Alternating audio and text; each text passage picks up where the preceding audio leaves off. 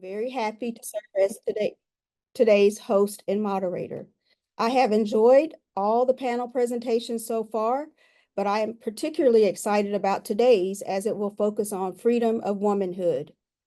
The Journalism, Public Relations, and New Media Department is one of the sponsors of this event, and there is a connection. W.E. Dubois made significant contributions to the African American community through various roles and initiatives, notably as a journalist and editor. As the editor of the NAACP's magazine, The Crisis, which he founded, he provided a vital platform for the NAACP, documenting some of the issues of the day impacting the African American community. Today's discussion focuses on his seminal collection of essays, The Souls of Black Folk, which explores the Black experience in the United States and introduces important concepts like double consciousness and the color line. Dubois would be very proud of the work that we're doing here at Baylor University and with this series. He was a staunch advocate for education, believing it to be a crucial tool for social and political advancement of Black people. Next slide, please. Before we begin, we would like to thank our team here at Baylor University, Dr. Stephanie Boddy, Dr. Jamal Dominique Hopkins, Dr. Ronald Johnson, Dr. Jerry Park, Dr. Sinai Wood, and Dr. Ezra Cho. Thank you all. And of course, we want to thank Dr. Stephen Reed, who provides leadership to our diversity and inclusion efforts here at Baylor University, and Carl Flynn, who works in the Moody Library and helps with all of our technology. Next slide, please. So today we will focus on Black women, the link to historical struggles and challenges faced by the group. Dubois highlighted their resilience in adversity, their critical roles in families and communities, and the unique barriers they faced within educational and health context. So now we will begin our discussion, but first we will have each panelist introduce herself and provide a brief bio. Joining us here today are Drs. Tyrha Lindsey-Warren of the Hankemer School of Business, Dr. Coretta Pittman of the Baylor Arts and Science Associate Dean, and in the English Department, Dr. Marquisha Scott, Social Work, University of Denver, and Dr. Cheryl Townsend Gilkes of Sociology and African American Studies at Colby College. We will give each panelist 1 minute to introduce herself, then we will begin our panel discussion. Let's begin with Dr. Lindsey.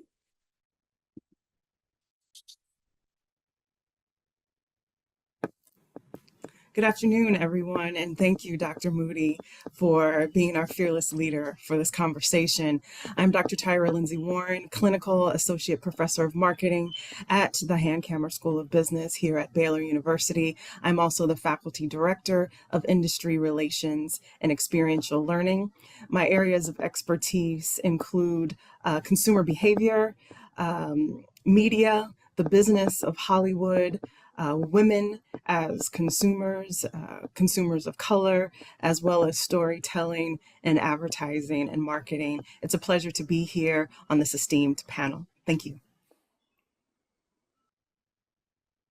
Thank you, Dr. Lindsey. We're very excited to have you on the panel. Next, we will hear from Dr. Pittman. Good afternoon, everyone. Thank you for taking time to be with us today. As Dr. Moody said, my name is Coretta Pittman. My home department is in English, and I teach courses on writing, race, and rhetoric. And I'm also in the Dean's office as an Associate Dean for Diversity and Belonging in the College of Arts and Sciences. Thank you. Thank you, Dean Pittman, for that introduction, and we appreciate all you do here in Arts and Sciences. Next, we will hear from Dr. Scott. Hello, everyone. I'm Dr. Marquisha Scott, and I'm an assistant professor at the University of Denver at the Graduate School of Social Work. And my research focuses on religious congregations and their impact on society. And I did my PhD at the University of Pennsylvania. So the spirit of Dr. Dubois is always with me in a lot of the work that I do, and I'm glad to be here. Thank you, Dr. Scott. And last but not least, we will hear from Dr. Gilkes. Good afternoon, everybody, and it's a pleasure to be here. I am currently the John D. and Catherine T. MacArthur Professor Emerita of African American Studies and Sociology at Colby College. And as I've told a group of 5th and 6th graders, what it means to be Emerita is I don't have to show up to teach unless I'm invited. I'm also an ordained Baptist minister, so I'm an assistant pastor for special projects at the Union Baptist Church in Cambridge, Massachusetts. And I've been I've published several pieces on Dubois and had the privilege of being able to write afterwards for 2 editions of The Souls of Black Folk, and look forward to sharing with you all today. Thank you so much, Dr. Gilkes, and we are very excited to have our 2 special guests joining us, Dr. Scott and Dr. Gilkes. Thank you all for joining us here at Baylor University. We're looking forward to hearing from all of our panelists today, but we know that you all took time out of your schedule to participate in this event. So each panelist will be given 10 minutes to share information on their topic of choice regarding the book that we're discussing here today. And following those discussions, we will have a Q&A session. So if you think of any questions while they are speaking, be sure to put those questions in the chat, and we will address the questions at the end of the panel discussion. So without further ado, I will turn it over to Dr. Lindsey. Thanks, Dr. Moody. For me, I'm excited about this celebration of Dr. Dubois because of all of his canon of work, I should say, as well as his work in social justice in terms of co-founding the NAACP and so much more. But one aspect of the gift of Black folks that stood out to me was a statement that read, "Black people are a distinct asset to this country." That Black people and our contributions and our gifts are a distinct asset to this country. And for the purposes of conversation, Dr. Gilkes has corrected me. So should we say Dubois or Dubois? Because we're going back and forth. It is properly pronounced Dubois, as if it were spelled Duboyce. And a professor colleague of mine at Colby was also pronouncing it the other way, and she went to a conference and the family pulled her aside and said when she got through, she felt like a puppy who had her nose rubbed in it. That is the choice that the Dubois family made for pronunciation in the United States. And Alice Walker spells it that way in the color purple to make that clear, Duboyce. So thank you. Thank you for telling us that, because I even Googled pronunciation. That. If you Google the pronunciation, it even tells you that, because I actually went back and forth, and I have heard it pronounced Dubois all my life. But then I Googled it and they said it's Dubois. But if the family, we need to pronounce it the way the family wants us to pronounce it. So we've heard it from you, and so that's how we will pronounce it. So thank you for that information. Thank you very much. You're all welcome. God bless you. Bye-bye.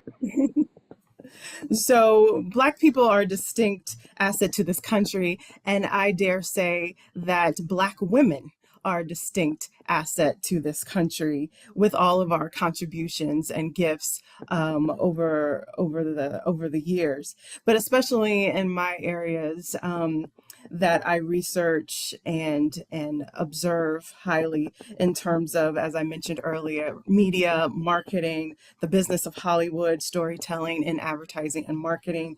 When we look at such acclaimed and talented individuals like Shonda Rhimes, writer Shonda Rhimes, director Debbie Allen, Hollywood executives like Rose Catherine Pinckney of BET, India Stearns of OWN, all of these writers and directors and producers have innovated the industries, have given such gifts as well as opportunity to various different talent, and that means actors, directors and folks in front of the camera as well as behind the camera. But there's also that aspect that Dr. Dubois talked about with his work to address systematic racism. And we look at these areas in contemporary times, as in 2025, we still have that systematic racism still existing in these areas, meaning that women, Black women, aren't necessarily still in control of our images and how we are being projected, and our storytelling, not only in the United States, but globally. We can often be strangulated as relates to the financial distribution of capital. If we want to be an entrepreneur and produce a film or whatever creative endeavor, and we still, as Black women, do not have total access like our Caucasian counterparts to upper echelons of media, entertainment, and things of that nature. So I'm thrilled to be here to celebrate Dr. Dubois's work, but there's still work to do in 2025. Thank you. Thank you, Dr. Lindsey, for providing that insightful information from the perspective of marketing and advertising, and which is your area of expertise. So I really appreciate that perspective. And as we continue, yes, we are here to discuss the gift of Black folk, but we are discussing the gift of Black folk within the parameters of how women are reflected in that book historically, and also modern day representations of women and the impact that this book has had over the centuries. So that was one of the questions that's in our chat. But yes, we are going to discuss the gift of Black folk. That is the common thread through all of the presentations today. Okay, next we will hear from Dr. Pittman, or Dean Pittman. Thank you, Dr. Moody. I'm going to take a couple of minutes and read some passages from the Freedom of Womanhood. That's chapter 6 of the gift of Black folks. You should be able to access the text. I believe it is in the chat if you want to kind of read along with me. And what I want to do is to kind of frame what might be a bit of an uncomfortable conversation around Black womanhood and the body, and the Black woman's body. So I'm on page 90 of the text, and it's toward the very bottom of the page, and it's after Du Bois has talked about Sojourner Truth. And so I begin here. It says, again, and in more concrete ways, the Negro woman has influenced America, and that is by her personal contact with the family. It's men, women, and children. As housekeeper, maid, and nurse, as confidant, advisor, and friend, she was often an integral part of the white family life of the South, and transmitted her dialect, her mannerisms, her quaint philosophy, and her boundless sympathy. Let's sort of end of that quote there. And so, again, what I'm framing here is that Du Bois argues in this context that Black women have contributed mightily to America. And the question is, that he raises, in what ways? And on page 90, and in the section that I read, he's raising the question, particularly around the influence in terms of the family structure of Black women. And so I'm going to go back and kind of point out some major points here. He says, again, the Negro woman has influenced America. And what I take from that, as again, as a bit uncomfortable, is that Black women often had children who they had limited control over, and yet they produced wealth for their enslavers. And that's a kind of contribution, again, they really didn't have control over, but it is a kind of influence that they were having on the wealth and the construction of America. Then the other part that he raises is that Black women who were in the families, so women who lived and worked in the home, had influence on those particular families. So the assumption is often when you think about the enslaved Black woman and even those who were free, that they really had no influence on the people to whom they were forced to work for. What he says, in fact, is that you can't really have Black women in the family, living in a family, and they have no influence on that. So think about the Black woman who manages the household. What kind of influence might she have in that family dynamic? Think about the food that the Black women were cooking in the homes. Think about the relationships that Black women were having with the children in those homes. He talks about the dialect and the mannerisms. We all know that if you live among people, you work among people, it is impossible not to pick up on their mannerisms, their dialects, their cultural influences. And so he says you cannot extract Black women from that and pretend or ignore those contributions of Black women. And he doesn't talk about, as I earlier pointed out, that Black women contributed their children out of duress, but they did, in fact, do that, which built the wealth of many plantation owners. I want to move down to another paragraph right after that one. And this one is, again, a bit uncomfortable. Even in today's conversation, we rarely talk about the relationships between Black men and white men, particularly those who were enslaved and then after slavery. But here's what he says. Beyond this, she became the concubine. It is a subject scarcely to be mentioned today with our conventional morals and with our bitter racial memories swirling about this institution of slavery. Yet the fact remains stark, ugly, painful, and beautiful. And so he raises this question of the relationships between Black men and Black women. He uses the word concubine.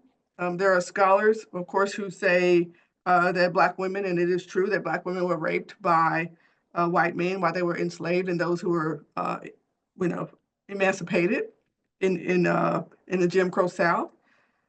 This again remains a topic of taboo in the 20th century, but he wants to kind of lay out on that page, and then in the following pages, he talks about the kind of different groups that are created out of those relationships.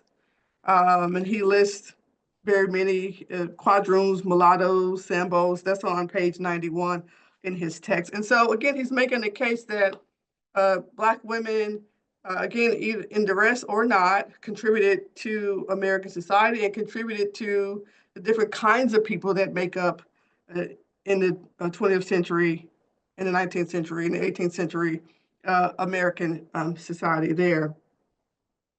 And he asked us not to pretend that that's not true, though it may make us uncomfortable as a group.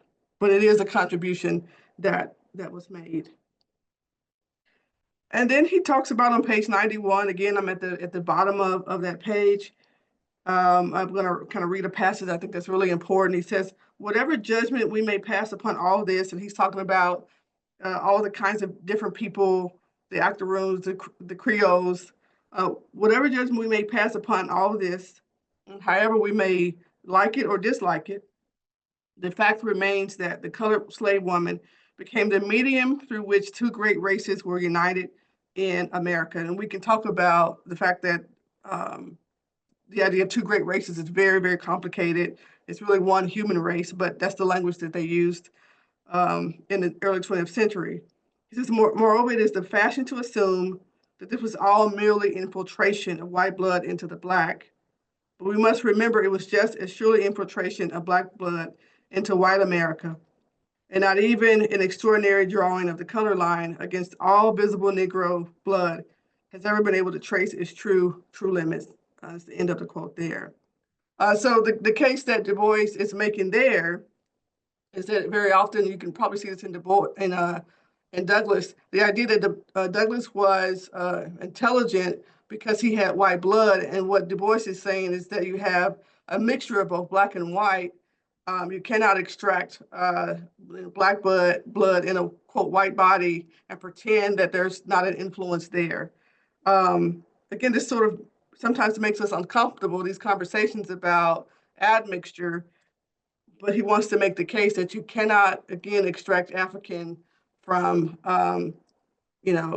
Black people or octoroons or quadroons, that we're all of one blood, and we must recognize those connections there. I believe we're supposed to also talk about this contemporary context. Race remains a very divided issue in this country. We spend so much time thinking about these questions because we should, but those questions are destructive because we have not resolved this issue around race in this country, particularly around relationships between African Americans in this country and their contributions. And we can see some of these issues currently in our national political landscape. And I'll stop there. I don't want to take up too much time. Okay, thank you, Dean Pittman. You still had a little bit of time left. Good job. And we will be able to use that time at the end to address some of the questions that are coming in. We already have one question. Next, we will hear from Dr. Lindsey.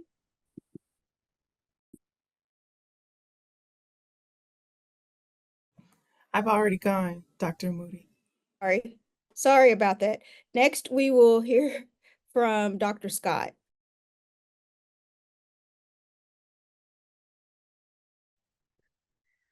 Hello, everyone. Thank you so much to the organizers for this amazing event and for the invitation. I am Marquisha Lawrence Scott. I'm an assistant professor at the University of Denver, and I am honored to be here with such brilliant minds reflecting on the freedom of womanhood. So when I come to this moment, a title popped up to me after I read and reread this chapter, and my title for today is Curiously Effective: The Structural Implications of Black Womanhood. Dubois observes that the Black woman's fight, and I'll quote here, has not been willing or for the most part conscious, but it has nevertheless been curiously effective in its influence on the working world. And this really struck me because this notion that Black women's contributions, sacrifices, and struggles have not always been intentional acts of resistance, yet they have been undeniably shaped by the social and economic structures of this country.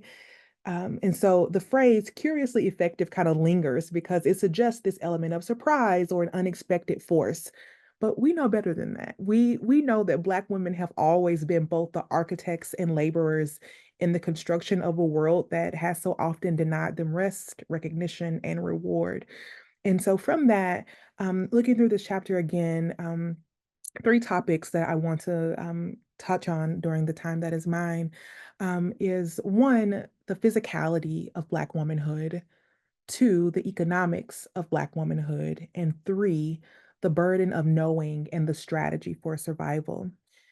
Starting with the physicality of Black womanhood, Du Bois underscores a truth that resonates deeply, that Black women's primary societal function, not the one that they hoped for, not the one that they prayed for, but the one that has been given to them from society, from slavery to the present, has been to work. Not to luxuriate in the comforts of homemaking, not to revel in the security of leisure, but to labor. And so that means to move, to clean, to nurse, to produce, to serve. And that is not just about employment. It is about an imposed bodily expectation and insistence that Black women's physicality, our very existence, is available for the world's use. And, I know this intimately. I come from a line of working women who were housekeepers and maids and nurses, women whose hands and feet and backs bore the weight, not just of their own survival, but the survival of their families, churches, communities. And so my foremothers didn't just work for a living. They lived in a world where their bodies were constantly demanded, pulled upon, and expected to perform. And so when Du Bois talks about Harriet Tubman, that truth continues to echo, that Harriet Tubman worked without pay or reward. All of the work is driven by necessity, driven by a vision of freedom that was never just for herself. And this is the reality of so many Black women. We are conditioned to give, to offer, to anticipate the needs before they're even spoken, right? So, in this concept of third space that many sociologists talk about, which is the space outside of home and government that people rely on for care, for centuries, that has been a role filled by Black women, and that has been in churches, in movements, in kitchens, hospital, any corner you turn, you name it. And it has been considered somewhat of a gift or an honor. But the question that comes up for me is what happens when the world assumes that your labor is its birthright? They deserve it. It is something that they should always have access to. And I'll note that again. What happens when the world assumes that your labor is its birthright? And that takes me to the second point, the economics of Black womanhood, this concept of being unpaid and undervalued. Um, Du Bois speaks of Black women as largely uneducated in this time, a fact that was shaped by systemic barriers rather than a lack of ambition. But today, Black women are among the most educated demographic in this country, and yet, where is the wealth? Where is the economic security to match this intellectual advancement? Um, there is a reason why Black women are increasingly turning to investments and real estate in different entrepreneurial spaces because we know that the structures around us are designed to keep us in cycles of labor without ownership and without true autonomy. And history shows us that whenever Black women seek to shift that economic landscape, systems somehow adjust to push them back into the roles in which they were assigned. Um, as I was reading this chapter from Du Bois, I was thinking of work by Ebony Janice Moore in her book, All the Black Girls Are Activists. And she recounts this story from 1918 in Greenville, South Carolina. And Black women whose husbands were in the military received financial support from their husbands, just like everyone else. And it allowed them to stay home and care for their families, just as white women had done for generations. But instead of seeing this as a rightful economic shift, there was outrage in Greenville. There were calls to force Black women back into domestic work. There were calls for Black women to show cards that they are actually supposed to be working, that they are not staying at their homes, because a Black woman's freedom, her autonomy, her choice not to labor has always been seen as a disruption of natural order. Um, and so this concept that Black women would not be working and cleaning for white women when the white women obviously needed the help, how dare they stay home, even though their husbands were able to provide for them. So this concept was also seen as like, are they resting? Are they trying to rest and stay home? And so the idea of radical rest that we see from thinkers like Tricia Hersey and the NAP ministry are so vital because they remind us that resting, refusing, opting out, these are anti-racist. These are feminist and womanist practices. These are forms of resistance in a society that demands that we get back to work in ways that serve them, in ways that serves everyone else and not ourselves. And so this brings me to the third topic of the burden of knowing and the strategy of survival. Um, there is a knowing that Black women carry, and it's talked about this as an inherited wisdom that comes not just from their everyday lives or lived experiences, but from centuries of navigating systems designed to exploit. And the knowing that nobody is coming to save us, the knowing that urges us to build, to strategize, to anticipate shifts in the economy, in politics, and culture, because history has shown us that the moment we rest too easy, something will come that may take the things that we have built or fought for. And we see this in the chapter across the works of Harriet Tubman's relentless movement toward freedom and Mamie Pleasant's foresight in investing in California's oil industries. Black women have always been visionaries, though the world often refuses to recognize their brilliance beyond their labor. And yet, despite all of this, we still encounter resistance when we demand what others take for granted. Things like softness and ease and the right to exist without being overburdened. And if you all have been in any of social media lately, the discourse around Meghan Markle or Meghan of Sussex in her new Netflix series centered on hosting and cooking and caring for friends and living this leisurely life. Um, the ones that we've seen folks do on HGTV and all these other spaces, actually some famous folks out in Waco, have perfected this kind of life, right? And so there's a space of looking at, Megan as this Black woman who was living this easeful life, and the feedback was that Megan is out of touch. And I'm like, she's a whole princess, a whole duchess. What do you mean? But when a Black woman moves in spaces of privilege, when she embodies ease rather than exhaustion, people question whether she belongs and whether she understands what she's supposed to be doing in this society. Um, People want Black pain, not Black ease. And we see this really put at the feet of Black women for so long, because for centuries, Black women have been asked to be low maintenance, to not demand too much, to carry the load without complaint. But what happens when we reject that? When we say, as our foremothers could not say, I'm worthy of rest, I'm worthy of joy, I am worthy of simply being, and you all can manage yourselves. Right. And so in conclusion, I want to think on some of these final thoughts of Du Bois's reflection in the freedom of womanhood reminds us that Black women's contributions have always been both indispensable and undervalued.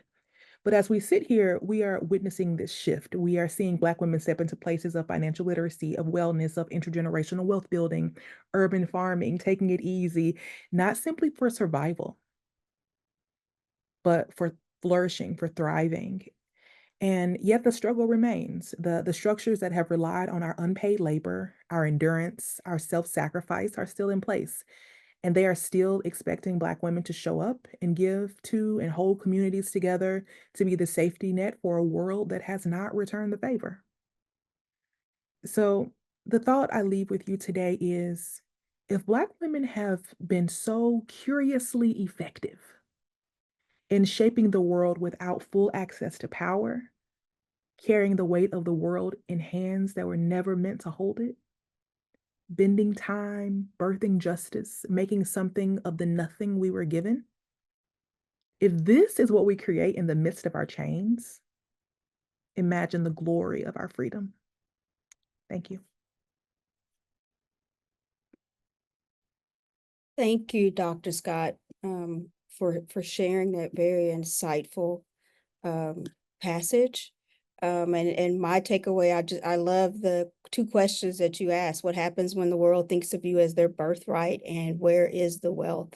I do think that that's something that Black women are reflecting on more nowadays. And we recently had the National Day of Rest, which was held on it was held this month. And so I think we are seeing some movements where people are actually acknowledging some of the work that has been done by Black women, but where Black women are not given the credit and they are not allowed to rest. So thank you for sharing that. And while there is a little bit of progress that has been made, as you have said, there's still much work to be done. So next we will hear from Dr. Gilkes.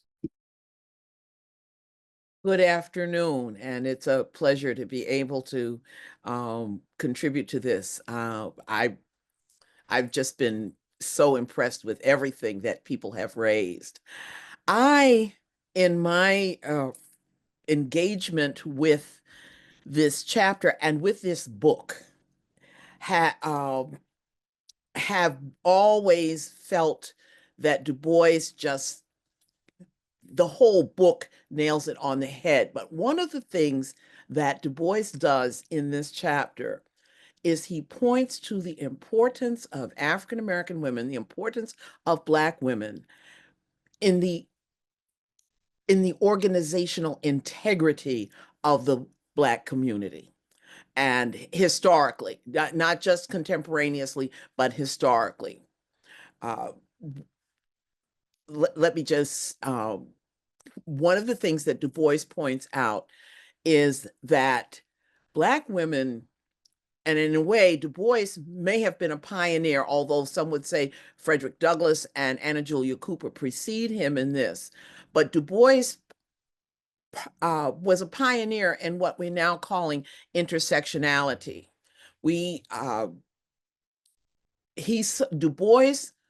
Du Bois's sociological approach to Black women not only embraced a holistic understanding of Black women's experience, but he also saw Black women's agency as a central constitutive component of Black culture, consciousness, and social organization. This is why he talks about the missionary societies. This is why he talks about the organizations that emerge as the National Association of Colored Women's Clubs. This chapter in The Gift of Black Folk was not the first time he wrote about the importance of women. In an earlier essay, he calls them the intellectual leadership of the race.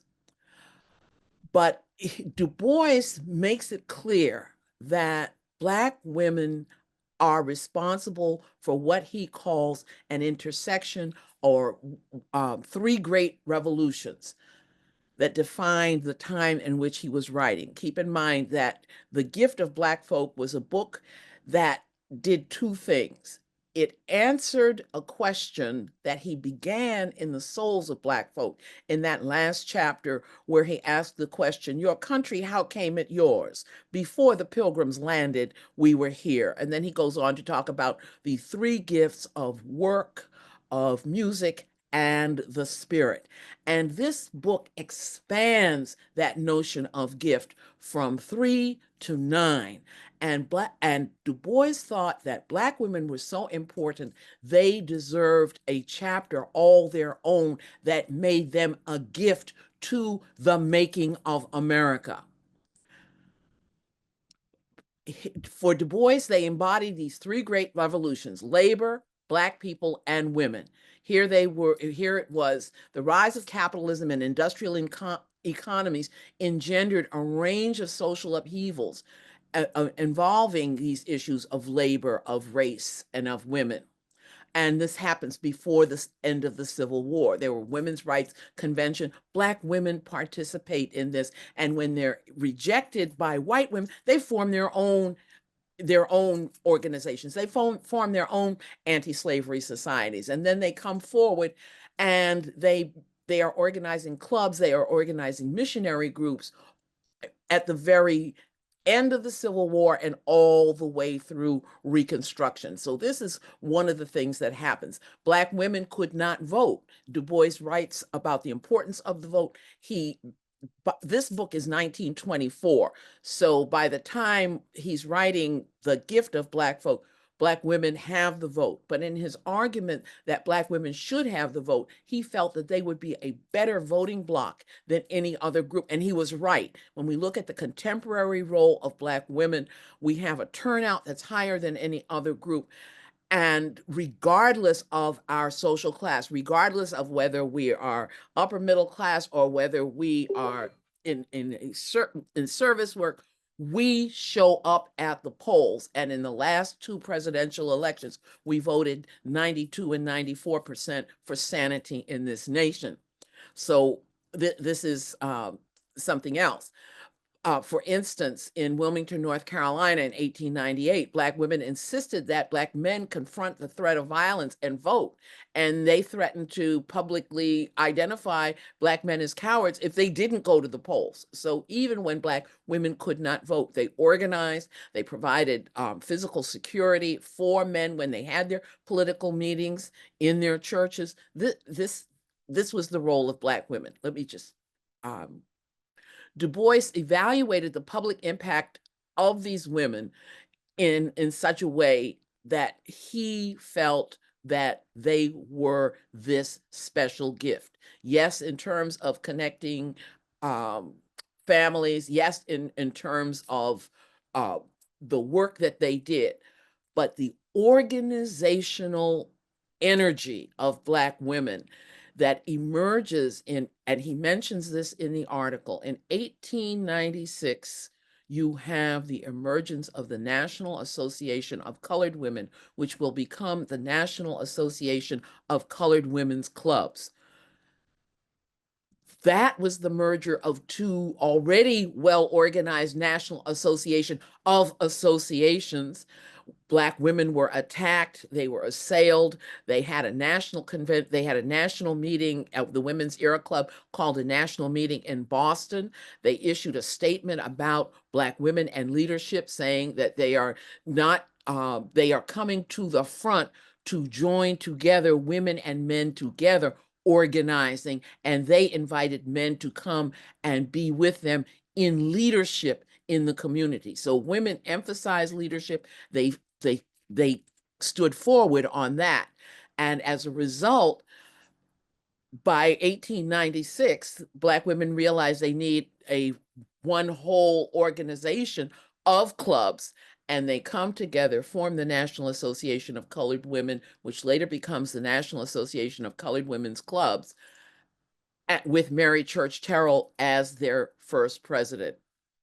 It is in the freedom of womanhood where Du Bois offers this comprehensive understanding of the role of these women, where he tells this whole story.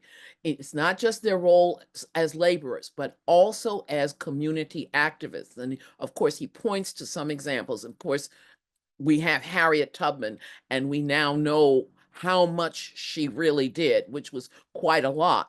We also know about Sojourner Truth, and since 1924, since this book was published, we have expanded scholarship from people like Nell Painter, who points to not only her role as an abolitionist advocate, but also her spirituality, her role as an Adventist preacher, something that we don't realize. Even though both Tubman and Truth could not read, they were brilliant in what they did, and they managed to work through that. He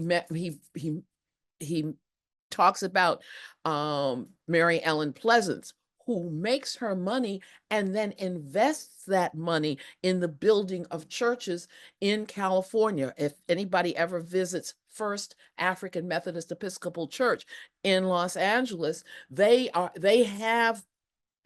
actually honor her. They recognize her as one of their founders, one of the people who contributed to the building of their church.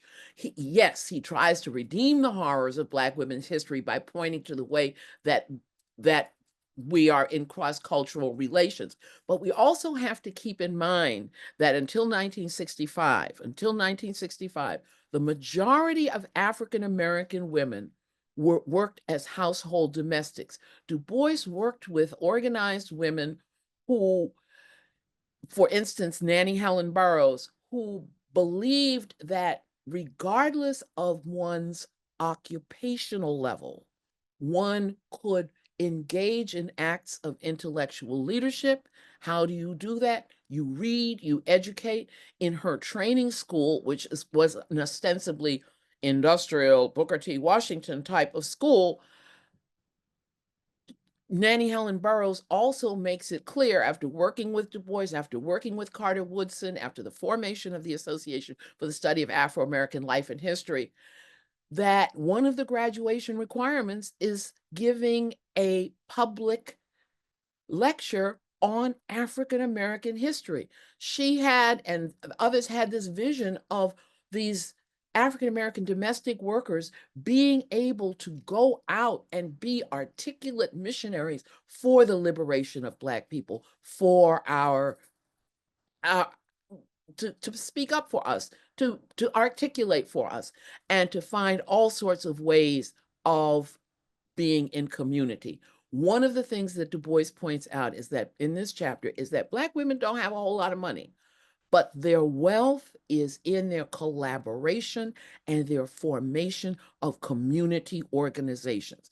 As a result, no matter where you go, wherever you look at African-American history of social change, even when the men are the prominent leaders, the women are there, and they are the backbone, and they are the something within. They are the responsible for that organizational integrity, and Du Bois understood that, and that's why they were entitled to their own chapter in this book about the gift of Black folk and the way in which it makes America. I'll stop here.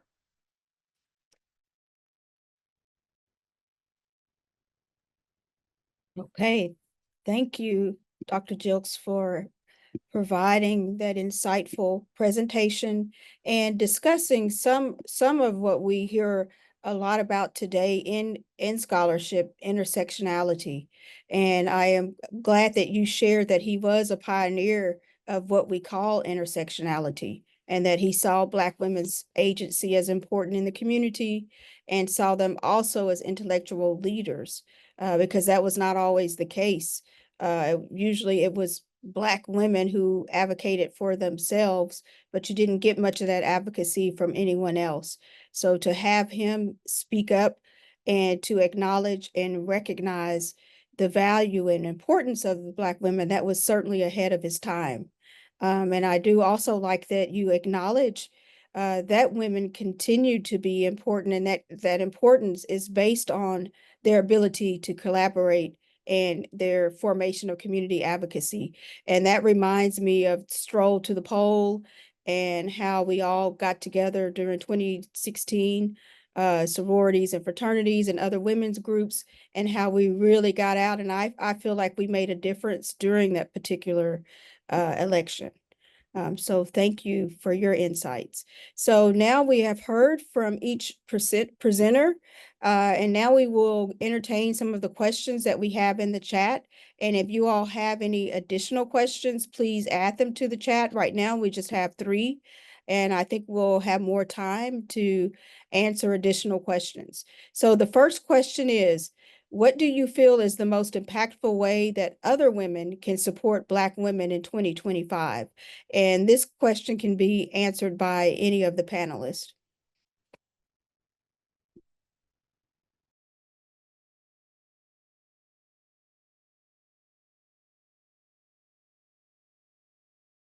Do you all want me to call on a panelist, or would you all like to volunteer?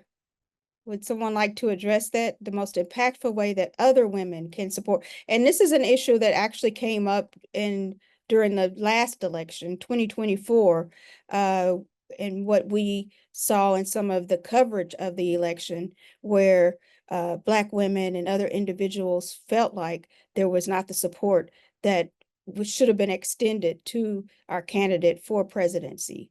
So that would be an example where in many instances where that was a time for women of other races to turn out and to support Black women, we did not see as much as was needed. So that's one area that can be addressed. But there are also other areas, concerns as far as health, education, and some of these other areas that we're still grappling with as women of color. And then you all have also mentioned financial aspects. So those are some areas that we are still grappling with as Black women.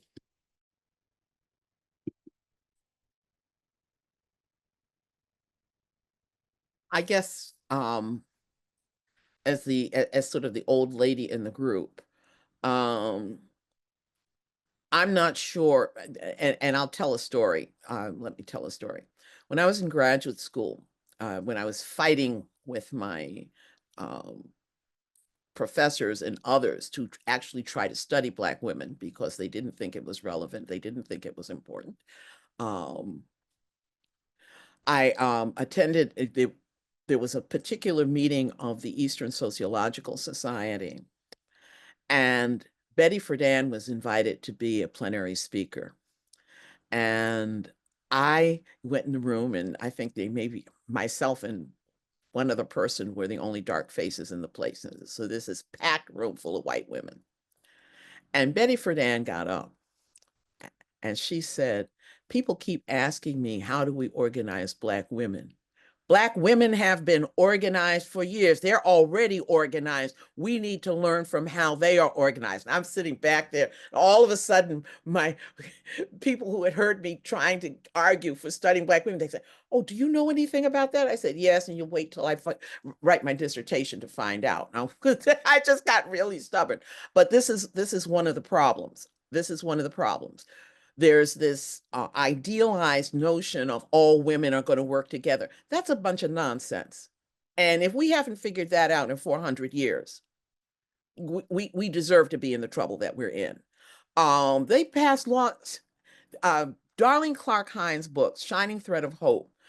They were passing laws trying to suppress the behavior of enslaved women who took over the food markets of Charleston, South Carolina. People got off the boat with cultural capital that they put to work. They were brought here because they had the skills for rice growing. You know, it wasn't just a whole bunch of folks that was, put in boats willy-nilly. What happened in the United States happened in very specific ways, and I could go on about that. But repeatedly, Black women have been the subject, the targets. Black people have been the targets. And the first white woman appointed to the U.S. Senate was a so-called feminist who went around encouraging lynching. What people need to do is educate themselves about who did what, when, where, and what have you. Take a look at the book Without Sanctuary. And instead of looking at the bodies hanging from the trees, looking at the crowds standing underneath. And those crowds were both women and men. So one of the things I would say, people who want to be allies, educate yourselves about the nature of the historical activities that we call racism. Learn about it. Stop being so fragile and understand that this nation has depended upon the wealth that was built. As Dubois said in his first iteration of Gift, that Black people took 200 years off the development time of this nation, which is why you have that bigoted Senator Cotton talking about slavery as a necessary evil.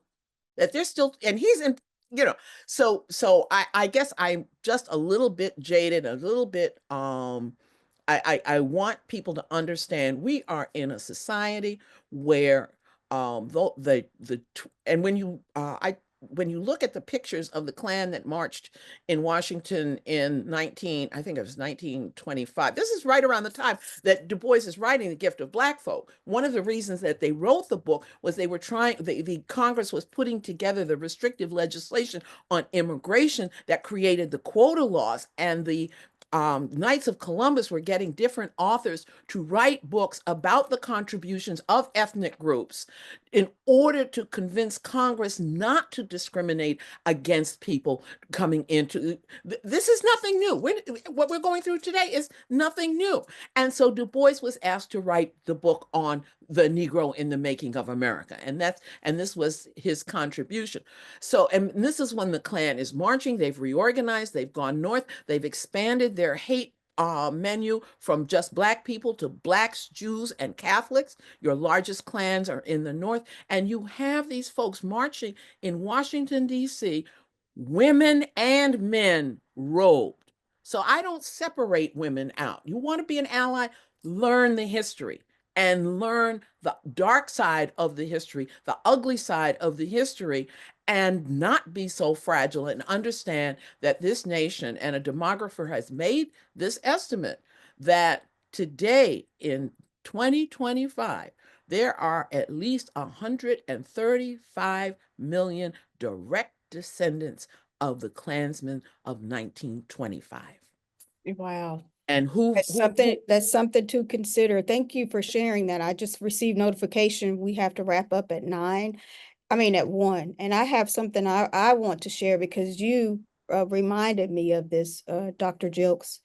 I am a woman's rights. I have as much muscle as any man, and I can do as much work as any man. I have plowed and reaped and husked and chopped and mowed, and can any man do more than that?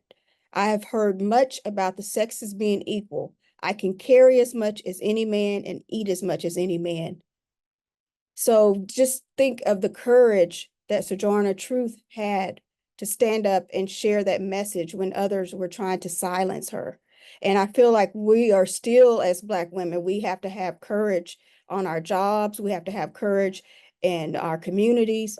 But I feel like we are building on the shoulders of giants, because we can reflect on what our ancestors have done and what individuals like Sojourner Truth have done. So you just reminded me of that. So I wanted to share that. So thank you very much. So we have one more question. and then we will have to end. So this one was shared by Ryan Sharp. It said, oh, sorry. Are you raising your hand, Dr. Lindsay? We just got a note that we have until 1:15, not 1 Oh, o'clock. okay. Thank you. Thank you. We can use that extra 15 minutes. I was feeling rushed. Okay, so we'll be able to address some more questions. But the second question is, Dr. Pittman's comments made me think of how Dubois's discussion of Black women's influence and the gift of Black folks might then be read in Toni Morrison's theorization of the Africanist presence. As such, I am curious if the panelists could speak on the places and ways in which they see Du Bois's historicizing of the influence and impact of Black womanhood being developed upon in more recent discourses. Do we have someone who would like to address that? Perhaps Dr. Pittman, I think might be related to your discussion. Yeah, thank you, Dr. Moody. I know Ryan. Thank you, Ryan, for that question. Dr. Sharp, recently tenured. Yay, go Dr. Sharp. Esther, yeah, I've been thinking about that question a lot. Not in the way you frame it, but about the presence of African Americans in America. And sometimes the kind of invisible presence that African Americans have within sort of kind of white spaces. And here's what I mean by that. So I live off campus in campus housing and graduate housing. And I have I guess maybe fortunate or unfortunate, depending on the day, benefit of living among undergraduates in that graduate housing complex.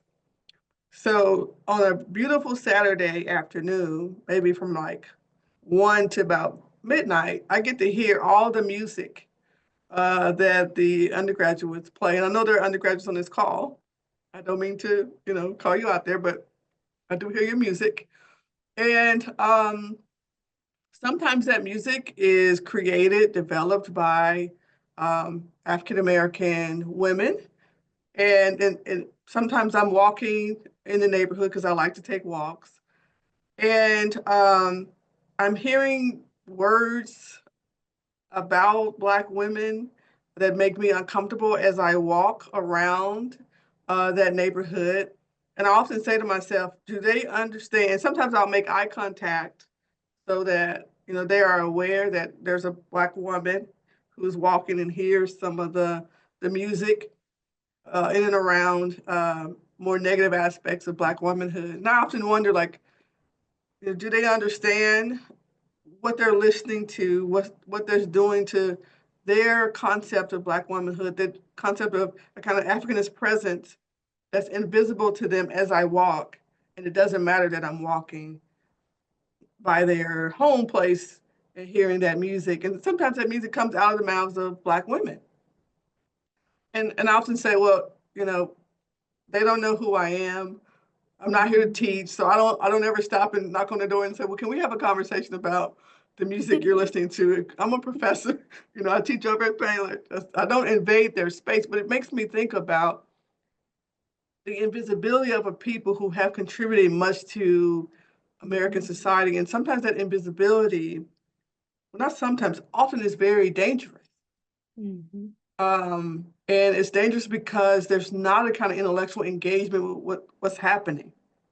And so there's this consumption of people, the culture, but not a kind of meaningful relationship with the culture. And so Dr. Sharp, I see that in my daily life because of where I live. And of course I see it in other ways as well, but it troubles me because these are young people that I have an impulse to want to go and knock on the door, but I'm like, that's not my role at that moment, but I want to do that. I want to have that conversation and ask them. And because I never see African-American students with those fraternity, sometimes they're like fraternity guys. I don't know which group they're with, but I don't see a real interaction with African-American people.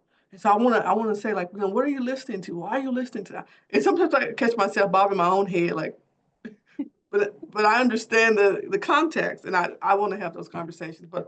But to be truthful, I do not. So I see it in terms of the musical culture that I'm surrounded by, Dr. Sharp. And I'll stop talking and let somebody else sort of respond to this question. I don't know, Dr. Scott, if you want to respond in some way. You've been kind of quiet, so I want to give you an opportunity there.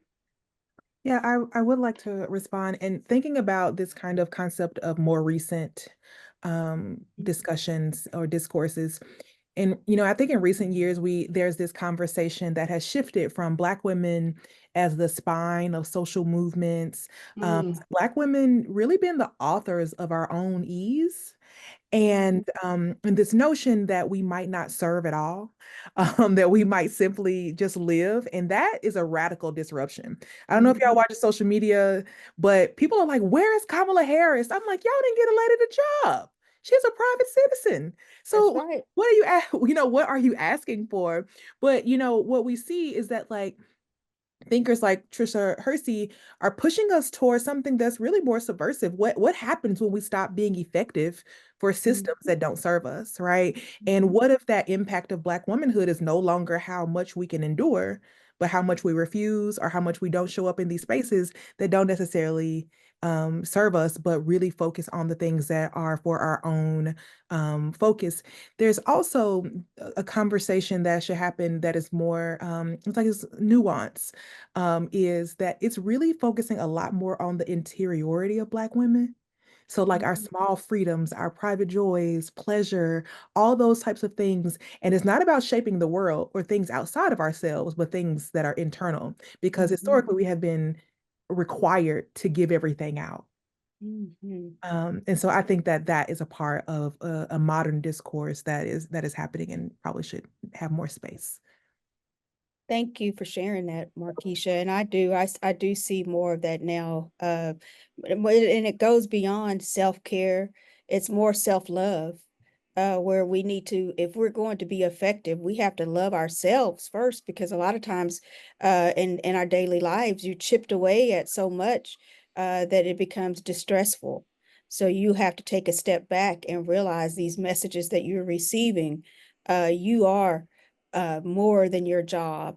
You are more than a mother. You are more than these titles. You are a person, and you have to love yourself first. And if you can love yourself, then you're going to be more effective.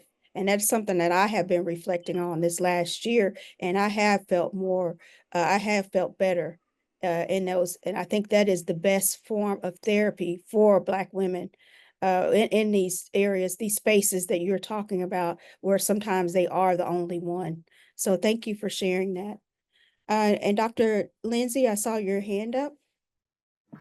I was going to hop in on what was being said, but I don't know if you should move on to other questions. But I just quickly would say that, images have power, storytelling has power, and that's, Dr. Pittman, what you're talking about, you too, Dr. Scott, when you talk about Black pain and versus Black ease.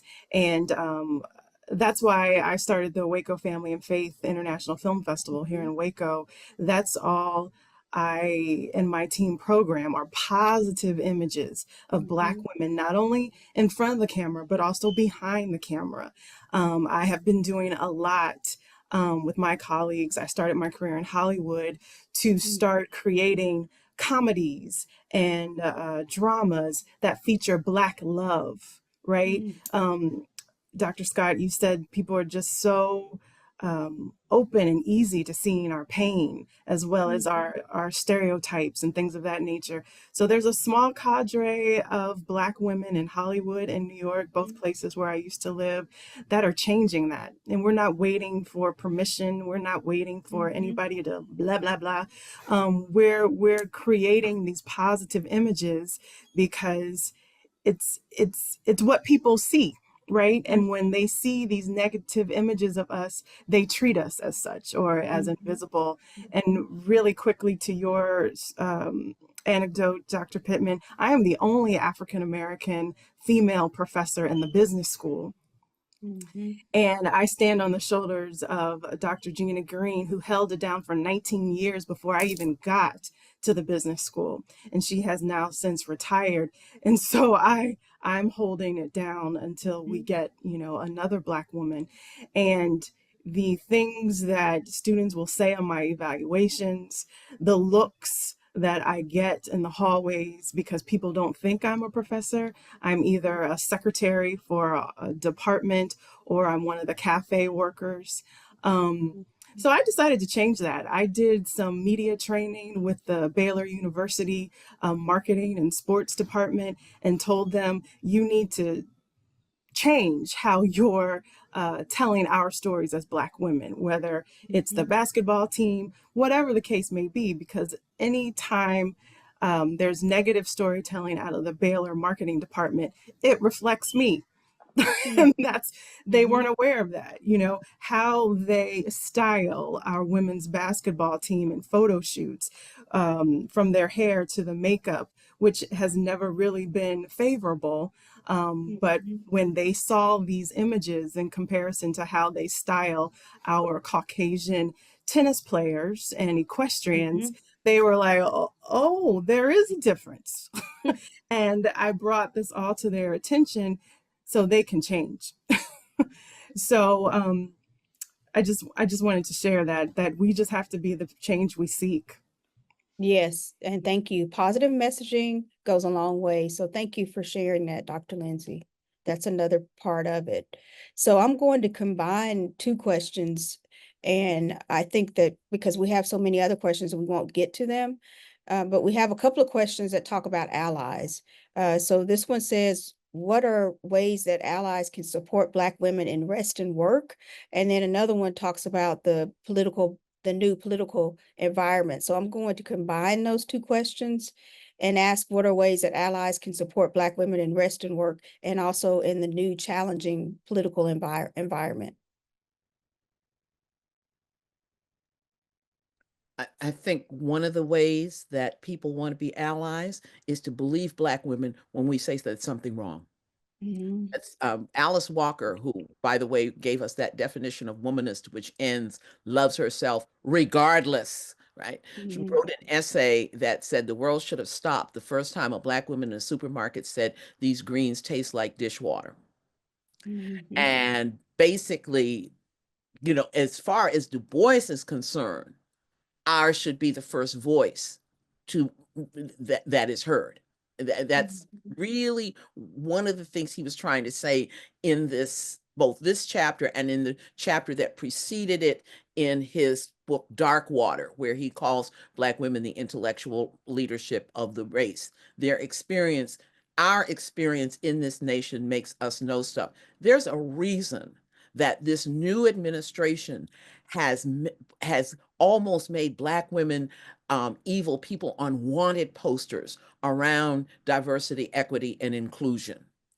And the way in which they have aimed at us, made us a target, a walking target, the way in which they painted over, taken down the contributions of women and Black people in the military from the Arlington Cemetery website. I mean, this is a very thorough anti-Black cancer that is running throughout this administration, and people need to recognize that, and they need to believe us when we point to it and say so. That's one of the most important things about allyship, to be able to say, in terms of what Black people say, that's not right. And speak up, because these things have been happening, with certain groups, but then eventually it's going to have an impact on your demographic. But if you speak up before it gets to that point, maybe we can curb some of this. But that's also been an issue where individuals have been silent when members of the LGBTQ plus community were attacked, when Black women were attacked. And now we're getting to the point to where everybody is being attacked unless they are white male. So if we had said something previously, maybe we could have curbed some of this, because otherwise you have something that's called the spiral of silence. And I know professors are familiar with that. With the spiral of silence, people think if no one is speaking up, that means that they're okay with these changes. And so that's a lot of what has happened. And that's why we're seeing a lot of these changes, because people are saying, well, that's what they want. They voted for me. They put me in office. Unless we speak up and let them know, no, that is not what we want. That's what they're going to think. And so that is the spiral of silence. So thank you for sharing those insights, Dr. Gilkes. Okay, so for the last question, someone asked, what books or videos do you recommend for us to learn more about African American history? Are there any? I know there's so many out there. I like Eyes on the Prize, and they just came out with part 3, and I just watched it, and it's just as good as the others. Watch that series, and it gives you a whole history lesson on the African American experience. So that might be one that if you want to watch a video, but there are just so many others out there. That one comes to mind because I just recently watched it. So panelists, do you all have some recommendations?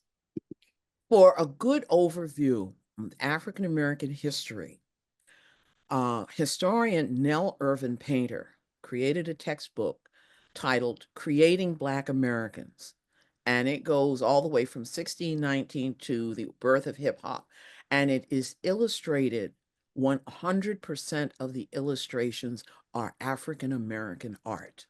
Started out as a coffee table book, and then Oxford remarketed it as a textbook. That and I've already mentioned Darlene Clark Hines' book, Shining Thread of Hope, which focuses on 3 cities and Black women's experience and moves us through that. So a way of getting, because Dubois, this book, The Gift of Black Folk, is a thick description of who Black people are and what they do. And we need more of that thick description. Stuff has happened since 1924, and we need to be able to get to that. So those are my 2 recommendations. Okay, well, thank you so much. Anyone else have a recommendation before we have to share the QR code and close out? Okay, Dr. Lindsey. Well, in marketing, we're all about experiences and brand experiences. So as you learned about history, why don't you take some present and current experiences and support a Black business? Have a conversation with an African American fellow student or colleague. Do some experiences, because that will also help your education of who Black people are today. Okay, thank you, Dr. Lindsey. Oh, y'all should have told me that we needed a list. No, that's okay. But one book that is coming up for me is Imani Perry's South to America. That one is a journey below the Mason-Dixon line to understand the soul of a nation. So that is huge. I mentioned in my talk, All the Black Girls Are Activists. It is this 4th wave womanist pursuit of dreams. And some of the Alice Walker, some of the work of womanist thought and theology is present in that small book. And because she is far too kind, I think, since we've been talking about women, If It Wasn't for the Women by Dr. Cheryl Townsend Gilkes is a classic and a way of understanding the history and the heart, the work of Black women from a church perspective, but also it bleeds over into a larger sociological understanding of Black women in the United States. Thank you. Thank you for sharing that. And I wrote down some of the names of those books, and I will be purchasing some new ones. Dr. Gilkes, I'd like to get yours. Now we're sharing the QR code for students to get CAE credit. Please scan this in order to get credit. And that we are done. We're at 1:15, and we were told that we needed to be finished by 1:15. So well done, panelists. I would like to thank you all for participating in this very important panel. Thank you for sharing your insights. I think we all benefited. I know I benefited from hearing from you all, and I'm sure that the members of our audience did as well. You all have a blessed day, a wonderful day, and thanks again for joining us.